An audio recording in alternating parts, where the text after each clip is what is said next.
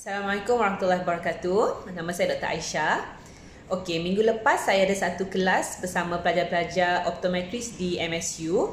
Jadi pelajar-pelajar meminta saya untuk mengulas lebih lanjut sedikit tentang satu fenomena iaitu bernama intermittent exotropia. Intermittent exotropia adalah keadaan juling keluar yang berlaku kadang-kala, iaitu ia tidak sentiasa berada pada kanak-kanak ataupun orang dewasa.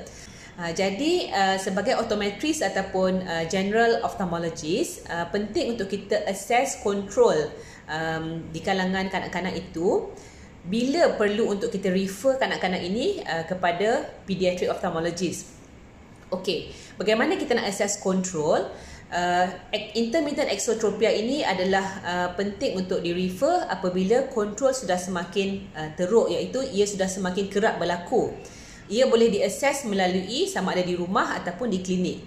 Okey, di rumah secara subjektif, excellent control dibagi pada 4, iaitu excellent control ialah juling itu berlaku apabila kanak-kanak itu melihat pada jarak jauh sahaja apabila dia letih. Contohnya pada waktu petang ataupun ketika ia mengantuk, barulah juling itu akan kelihatan.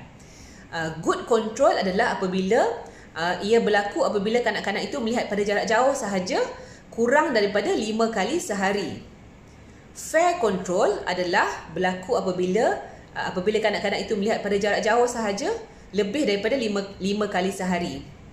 Poor control pula iaitu apabila perlu untuk di-refer pada doktor apabila kanak-kanak itu pandang jarak dekat pun mata dia sudah mula juling. Contohnya main handphone pun mata dia kadang-kadang juling keluar. Itu berarti sudah poor control. Bagi doktor pula, mungkin kalau masuk saja pun kita dah nampak anak tu memang ada juling, maknanya itu sudah poor control lah. Kalau good control, mungkin kita perlu buat cover test, baru kita nampak ada juling tu. Maknanya itu kita boleh lihat sama ada control juling tu bagus ataupun tidak. Ada satu lagi skor, namanya adalah Newcastle Control Score. Newcastle Control Score adalah satu skor secara objektif, di mana ada skor, kalau skor itu lebih daripada 4, maka ia menunjukkan bahawa kontrol intermittent exotropia itu sudah mula semakin poor, maka anak ini perlu untuk dirujuk kepada pakar untuk intervention seterusnya.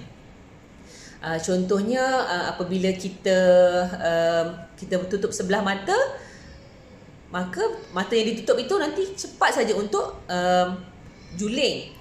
Kalau apabila juling tapi dia kelip saja terus cepat saja dia lurus, maknanya kontrolnya masih bagus.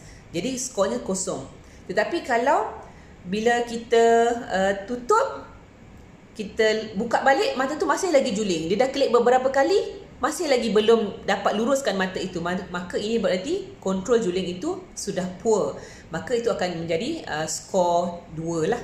Maknanya itu akan ada skor. Nanti saya akan share di dalam Instagram saya apakah Newcastle Control Score tersebut. Okey, itu secara ringkas bagaimana kita nak assess intermittent exotropia ataupun juling keluar bagi kanak-kanak yang tidak selalu ada ataupun tidak sentiasa ada. Jadi kalau ada ibu bapa yang perasan anak-anaknya kadang-kala, terutama ketika ngantuk, ketika letih dan ketika tidak fokus, contohnya anak itu sedang tengok TV, sesekali mata dia sebelah keluar, juling keluar, maka perlu untuk bawa anak itu assessment ataupun pemeriksaan lanjut oleh pakar mata. Okey, sekian saja perkongsian saya hari ini tentang intermittent exotropia. Jumpa lagi dalam sembang-sembang ophthalmologi seterusnya, insya-Allah. Assalamualaikum.